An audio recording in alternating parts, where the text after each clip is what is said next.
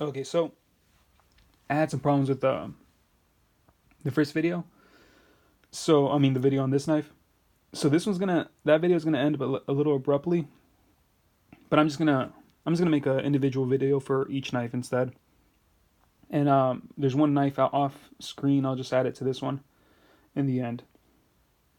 Um, so um, this is the second knife, and this is it's made by Robert Marek, and well, it's just okay. So this is a video about handmade knives. I think I have to probably mention that in each video, maybe. I'll just mention it. So so out of all of them, this is the one that's like influenced me the most, and just how I make knives. Um, so if you look up, I'm not gonna go like a lot into the makers because I don't know too much about them. But if you look up Robert Marek, if you look up Robert Marek, Berkeley knife maker, yeah, it's kind of a crazy story. So just just like the gist of it, it's he died, and his brother inherited his house, and his brother then found in a shed like hundreds and hundreds of knives that were all made by Robert Marek, and they were like they show a picture of the shed. Like every wall is covered with knives and axes. I don't know if he made any swords, but he made uh, longer, like short swords, kind of looking things. And he did a lot of reproduction stuff, like World War. No, I mean Confederate. Sorry about that. It's Confederate reproductions and stuff like that. I mean not Confederate. Civil War knife reproductions and stuff like that.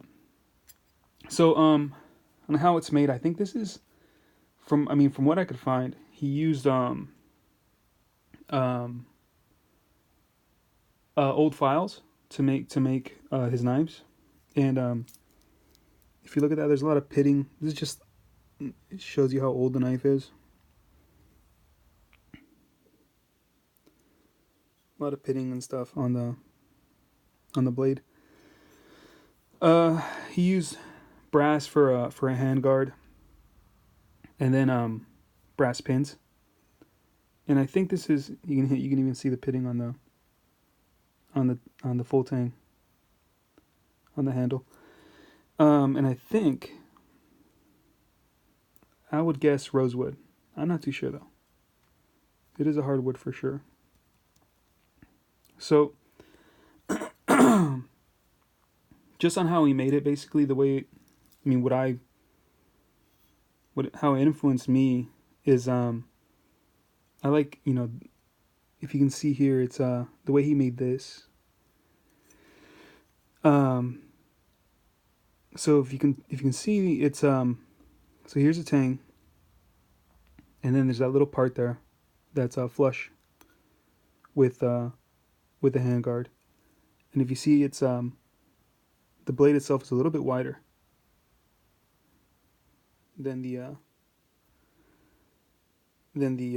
this part right here than the part that's flush with the handguard.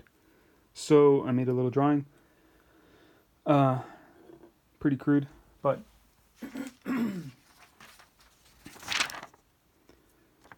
so actually I'm gonna redraw it because um, it'll make more sense.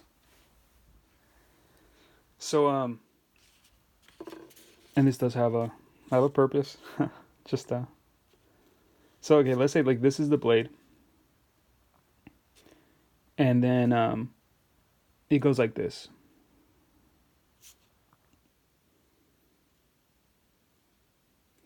and then this is the handle.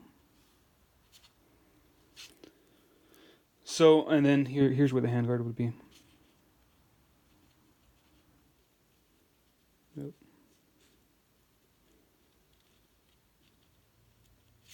Okay, so what's nice about this design is when you if you make a knife, you you wanna basically taper. So the blade's gonna be wider than the handle, but you want to taper the difference as gradually as possible. So it's a lot better to do it like 1/8 and then 1/8 rather than in 1/4. It just adds a lot more to the strength. There isn't as much stress um, in this whole area here where the handle is connected to the blade itself. I mean, where the connected between the handle, where the handle starts and the blade starts, is where you get like the most stress from just from because just how I mean, because you're basically gripping this area, and then well, let's just say, because I can't think of of a proper way of just like going through it. So just basically this is where you get the most stress. Um, and some knife makers even make they'll use a different material for the blade, which is harder, and they'll use they'll either use like a, I guess back in the days they used to use um a, a steel that has like less carbon, that's a little bit more malleable for the handle, that so they would like basically add on a piece for that would be the handle to the blade, and it would be softer steel from like this point down, and then harder steel from that point up. And then you can do the same thing. What some people do have done the same thing. So it'll all be carbon steel, but they'll temper the blade differently than they would the handle, and they would get the same similar results. Because I mean this is like a stress point, and if you just temper everything the same, if it's all just hard metal, carbon steel or whatever, it usually breaks around this area. So so it's a nice design. I mean, the way he did it, and I think it just looks nice. It looks nice that you can tell there's a little extra step that was taken to, you know, like that takes a little bit more work to just make it flush and then fit it in. So one thing I haven't done, which I have another knife I'm gonna probably do. I'm gonna do it like this one, so it's not gonna have a handguard. But I'll try doing this to it too. So if you see the tang of the knife,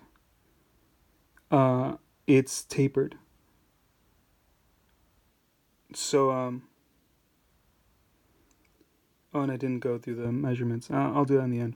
But so if you see the measurement of the tang, it's tapered down, and this thing feels like a little sword. Um, the balance point on this is like here, like right in front of the handguard. My finger's too wide to be able to get it right. But I've handled other daggers, so I have a Gerber Mark II, one of the old ones. A little off topic, but if you buy a Gerber Mark II, just make sure you get the older ones. Like the new ones are terrible, from what I understand. And then I have an EK dagger also, and both of those, they feel. I'm not trying to be like critical, but just just in general how they feel is if you were to like if you were to handle like a large nail, That's how it feels. It feels like just one, you know, just one single weight all across. Like holding something that's like uniform across. It's kind of hard to explain. This feels like I could slash with it. It feels like the tip has some heft to it. Even though it's not thicker, but it's just the way it's weighted. It feels like a little sword. Let me just let me measure this. And so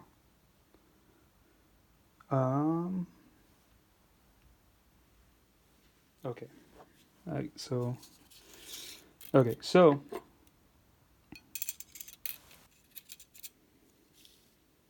uh so the blade is 7.5 inches, and then the handle is 4.5, and then the tang is about a little bit more than 1/8 of an inch. So like super nice knife. I made uh, a sheath for this, and this was one. This is like one of the first sheaths I made out of leather, and so um, I'll just talk about it briefly. But so you can see it's like uniform stitching on this side. I used I used a drill just to drill through it, and then on this side, see it's all wanky, all over the place. So and then added a rivet for the tip just in case, just more protection for the, like the part that has the most chance of like going through is the tip itself, just in case it gets, hits something or something like that, it won't go through. And it's for horizontal carry, and I'll show you just real quick.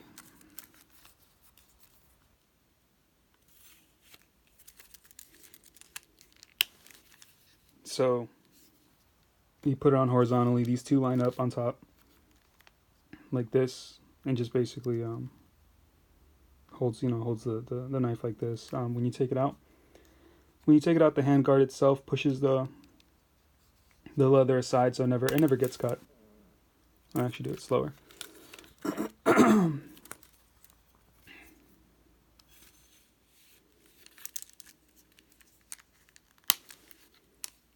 And so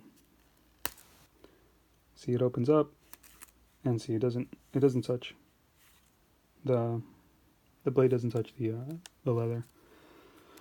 So yeah, so this is the Robert Marek. I'll leave it out actually. Robert Marek handmade knife, and actually I found it where I got this. I bought it in the flea market. They had a few knives there, and just by looking at it, once I walked up to it, I could tell it was like a really nice knife, especially when you pick it up. I ended up paying, and this is kind of like a ridiculous price, but I ended up paying $15 for it. Yet the guy had just like a random assortment. Okay, so I'm gonna go. So that concludes the Robert Marek knife video.